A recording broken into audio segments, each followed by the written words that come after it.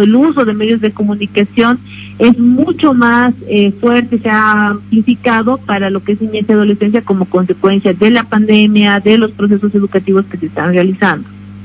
¿En qué horarios no deberían estar las presentadoras, según el análisis que usted tiene, con ropa sexy? No es una ropa sexy, creo que incluso ustedes la referencia que están haciendo, primero el entrecomillado no corresponde porque no son las palabras o el criterio que ha utilizado la Defensoría del Pueblo. Ese es un criterio propio del canal o del programa en el que usted lo está expresando, y creo que es una aseveración solamente de ustedes. Lo que nosotros en el marco nacional e internacional de derechos humanos consideramos como Defensoría del Pueblo es que no se debería generar un proceso de hipersexualización, porque esto puede generar una afectación al desarrollo cognitivo, psicológico y social de niñez y adolescencia que en ese momento no tiene las capacidades suficientes o los criterios suficientes para poder asimilar este tipo de hechos. Los contenidos que nosotros hemos visto es aquellos en los que se utiliza a mujeres como objetos de comercio, y además se las pone o se las sitúa en una relación muy estrecha a niñez y adolescencia en edad escolar, justo el día en que se está iniciando la gestión escolar, y que además en estos momentos, como consecuencia de la pandemia, tienen que acceder en diferentes horarios durante el día en una franja general a los medios de comunicación, de televisión y de radio para poder acceder al proceso educativo. Entonces, si una niño adolescente, especialmente en esos momentos donde el tema de violencia de género, el tema de violencia sexual en niñez y adolescencia es muy latente en nuestro país, que no esté acompañado con procesos de explicación, de una suerte de acompañamiento hacia esta población, pues no ayuda a combatir la violencia de género, se cae nuevamente en una discusión que ya se la ha tenido en la 348 con el tema de violencia simbólica o violencia encubierta. Por favor, también está con nosotros José Pomacuzzi. José. ¿Cómo le va, defensora? Usted lo ve esto muy extendido en este momento en la televisión boliviana, y le pregunto, ¿ve que estamos como en una meseta que hace tiempo que está así, o más bien está como subiéndose esta hipersexualización de las pantallas? José, yo le pediría por favor que me pueda repetir. Es que en estos momentos niñez y adolescencia está mucho más expuesta, porque por la pandemia no está saliendo de sus casas, no está yendo a recibir un proceso de enseñanza. Permítame un segundito, quisiera que cambiemos la foto de la jovencita, porque parecería que hay una jovencita que es la del problema, y creo que no es una persona, y no estaríamos siendo justos si la mostramos solamente a ella, por favor.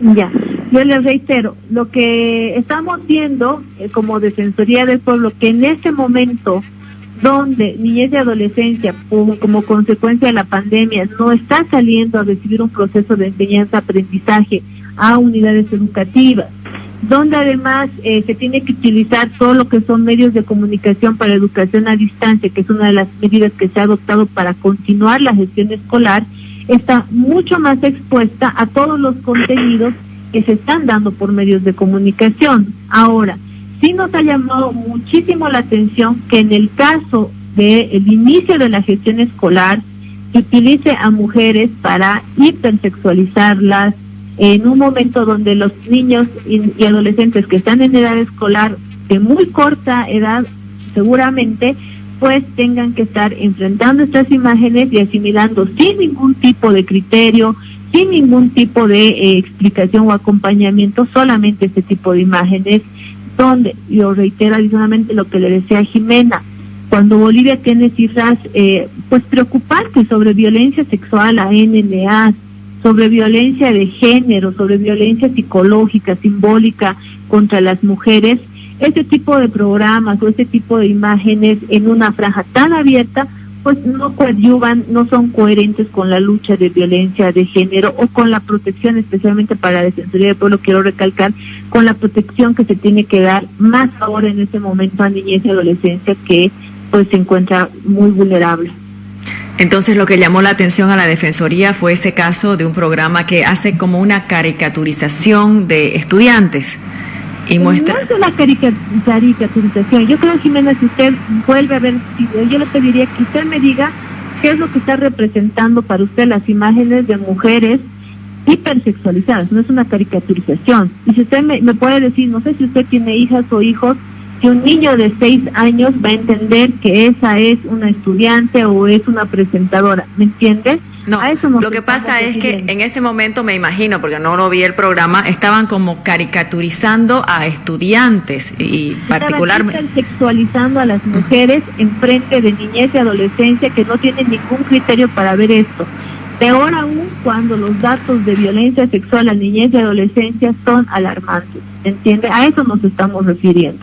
Y si nosotros como sociedad civil, medios de comunicación públicos, privados, instancias estatales, no nos percatamos y no generamos medidas, no solo de reproche, sino de protección reforzada para proteger niñez y adolescencia particularmente, pues creo que no estamos siendo muy coherentes. No estamos criticando, yo respeto mucho la autonomía de la voluntad de las mujeres, más allá de que, bueno, yo no sé si ellas están dispuestas o no a ser presentadas así o es una imposición de un medio de comunicación. Más allá de eso, todos los derechos encuentran límites.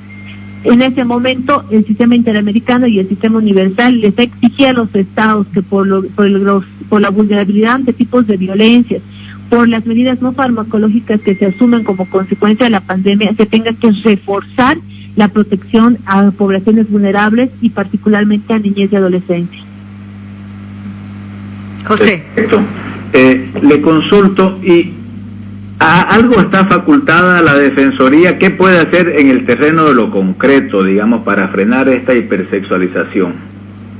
Nosotros ya habíamos conversado con el Ministerio de Educación para que el tema de violencias, la temática de violencias de género particularmente, y que eso evidentemente acarrea a las otras, no se ha tomado en cuenta solamente como una ficha que se le dé a las estudiantes, a los estudiantes, sino que realmente se transversalice dentro de la currícula. Creo que este es un buen momento para poder, desde niñez y adolescencia, en los procesos educativos de aprendizaje y enseñanza, ir trabajando en el tema de construir una sociedad más armoniosa, donde a las niñas, por ejemplo, no se las vea como en la imagen que ustedes están viendo, no se las visualice de esa forma. Y por otro lado, también entendemos que es necesario generar algunos límites o algún tipo de control. Yo creo que aquí los medios de comunicación deberían ser los primeros en anotarse, porque queremos luchar contra la violencia de género, queremos luchar contra la violencia en niñez y adolescencia, y poder generar programas con contenido que alerte de este tipo de situaciones o que no llegue a fomentar un grado de vulnerabilidad para esta población. En este momento, uno de los entes reguladores seguramente tendrá que asumir algún tipo de acción de regulación mínima en esta etapa, va a ser la ATT.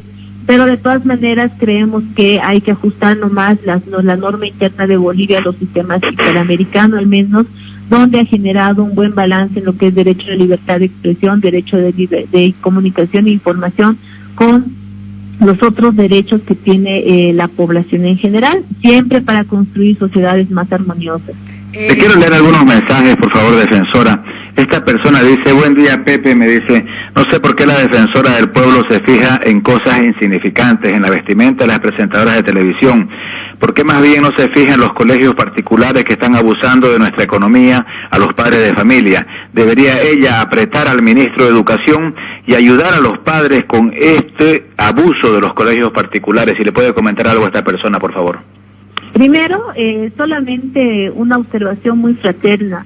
No es un tema insignificante. Las tasas de violencia sexual, de violencia en general contra niñez y adolescencia no es un dato insignificante. Y hay que empezar a exterminar, o hay que empezar a trabajar en la temática desde situaciones como estas. Más aún cuando el principal medio de enseñanza-aprendizaje en estos momentos es la televisión y la radio, por un lado. Particularmente, como defensora, yo creo que el tema de violencia contra niñez y adolescencia no es un tema insignificante. Sobre lo segundo, nosotros ya hemos intervenido, ya hemos identificado alrededor de 18 unidades educativas privadas que están generando, primero habían generado una alza en las pensiones para padres y madres de familia.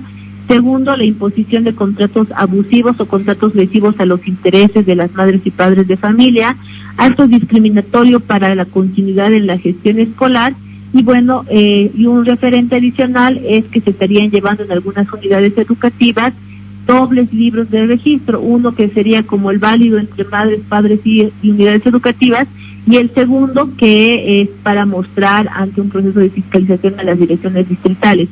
Llevamos ya varias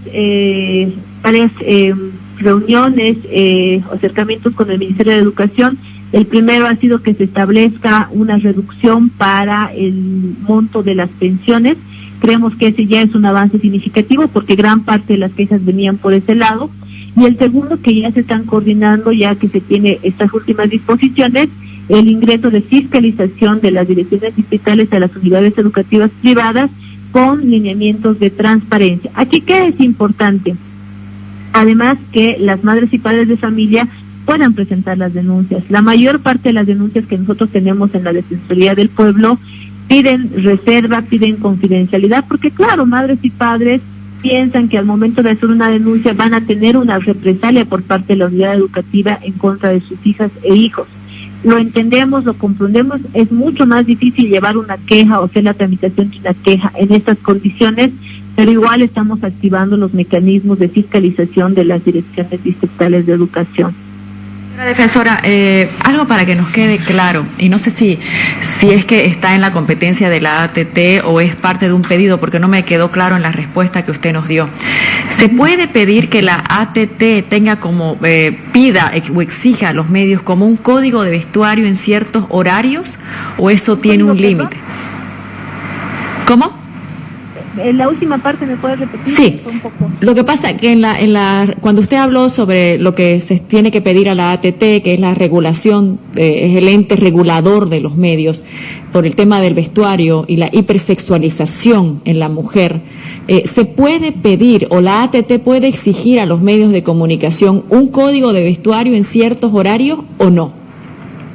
No, yo creo que reiterar nuevamente, todos los derechos están protegidos en la Constitución, tanto en el tema de autonomía de la libertad, así como los derechos de no violencia contra la mujer o los derechos de niñez y adolescencia. Evidentemente, la única instancia en este momento de regulación, no de medios, sino de telecomunicaciones y transporte, está en la autoridad del ATT. Existe otra instancia estatal que sería el Viceministerio de Comunicación, pero lastimosamente o por una debilidad normativa, ambas instancias tienen mecanismos de fiscalización, de control, de supervisión o de garantía por parte del Estado muy relativos en lo que son medios de comunicación. Ahora, ¿qué es lo que nosotros sugerimos? Sí, es primero una convocatoria a los medios de comunicación privados para que pueda existir una autorregulación, una normativa interna donde se pueda ir regulando esto, llamando siempre al sentido humanitario de que hay que proteger niñez y adolescencia y también mujeres, pero por otro, para que sí se comience a tomar en cuenta, especialmente en tiempos de pandemia, que niñez y adolescencia está demasiado expuesta y es necesario algunos filtros, por lo menos en el horario general o en el horario donde sí están accediendo niñez y adolescencia. Seguramente, yo le digo, yo muy francamente, el Viceministerio de Comunicación no va a poder hacer, no va a poder hacer mucho. Alguna vez ya le hemos pedido algún tipo de regulación y no tienen muchas facultades, pero sí es un debate en el que hay que ingresar, es un debate que se tiene que realizar o se tienen que asumir medidas tanto en política o en normativa, en conjunto y escuchando a todas y todos los actores involucrados. Muy bien. ¿José? Acá hay una persona que está muy de acuerdo con lo que está haciendo la defensora. Dice, me parece totalmente excelente la observación o la llamada de atención que está haciendo la defensora del pueblo. Tenemos que cuidar a la niñez y a la adolescencia porque la verdad están pudriendo sus mentes de manera increíble. Yo no soy padre, tampoco soy machista, pero creo que lo que está haciendo la defensora está muy bien, dice esta persona.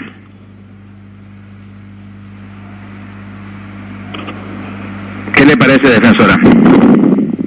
Bueno, yo creo que hay que seguir sumando voces, que tengamos el criterio para poder observar y condenar y tomar en cuenta, como le digo, más allá de la autonomía de voluntad, más allá del ejercicio pleno de derechos, siempre hay poblaciones que pueden ser afectadas y en ese momento hay poblaciones en situación de vulnerabilidad que como consecuencia de la pandemia pues se encuentran en una especial situación todavía. Hay que seguir uniendo esfuerzos para aquello.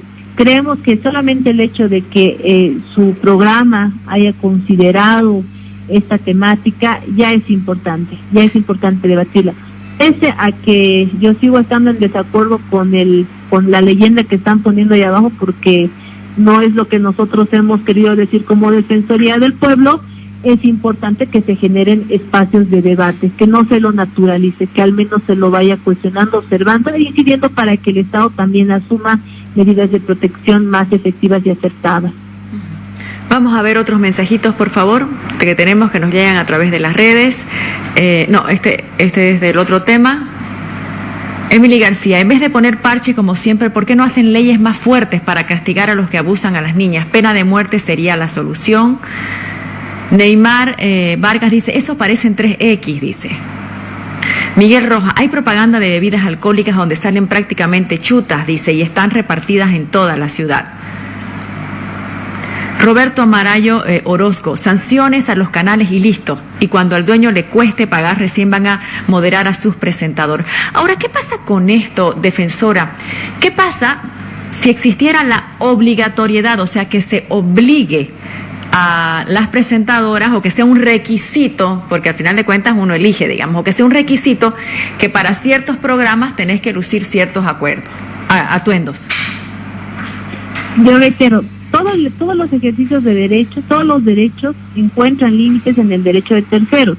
Y yo hacía una cuestionante al inicio, yo no sé, no podría afirmar y creo que por un poco el conocimiento de cómo se opera en algunos medios o en algunos programas o cómo es la industria o el mercado de la comunicación, no necesariamente las mujeres están con la voluntad de asistir en estas formas que lo requieren los medios de comunicación o el mercado que está consumiendo. Muchas veces, en una gran generalidad, esto también es impuesto.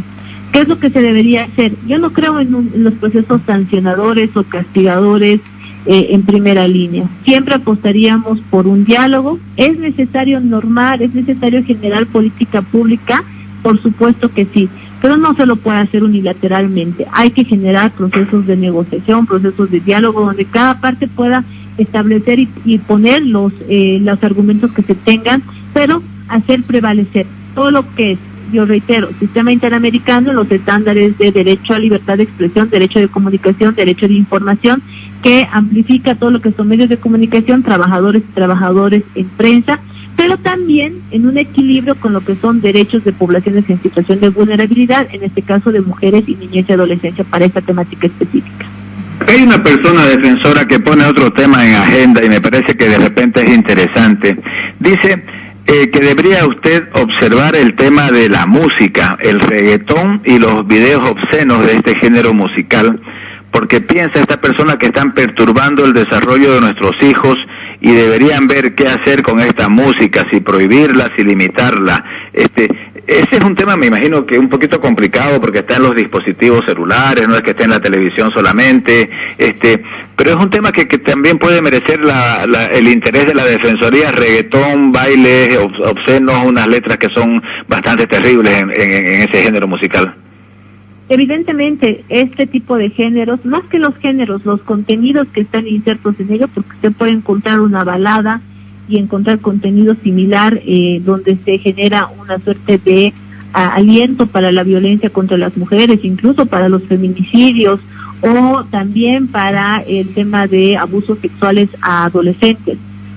Si bien los derechos de libertad y expresión en el mundo, en América Latina en particular, tienen altos estándares para su ejercicio, no resulta menos evidente que los estados tienen la obligación de generar, además del límite, que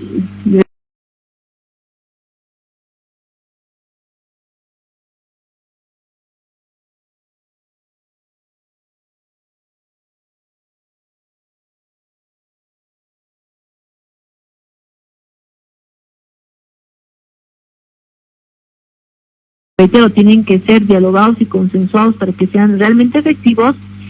Se tiene que generar medidas de mayor fortalecimiento en las capacidades cognitivas, en el desarrollo psicológico de las poblaciones de niñez y adolescencia, y eso se hace a través de educación. Que una adolescente escuche una canción donde se esté incitando a violencia sexual, se esté incitando a feminicidios, tenga la capacidad, porque el Estado nos está preparando para poder comprender de que es un contenido basura y que evidentemente no alienta al respeto por los derechos humanos o a la integridad o la vida de las mujeres. Te agradezco mucho, defensora, por habernos atendido, muy amable, muchas gracias.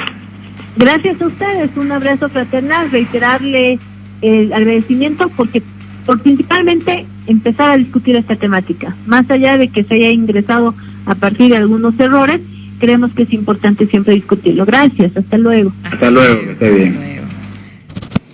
Muy bien, José. Ahí está la palabra de la defensora. Te cuento que vamos a hablar con Tomás Monasterio. Después de la pausa. Sí, después de la pausa, para que nos explique esta posición y lo de los músculos. Métale, pausa. Músculos.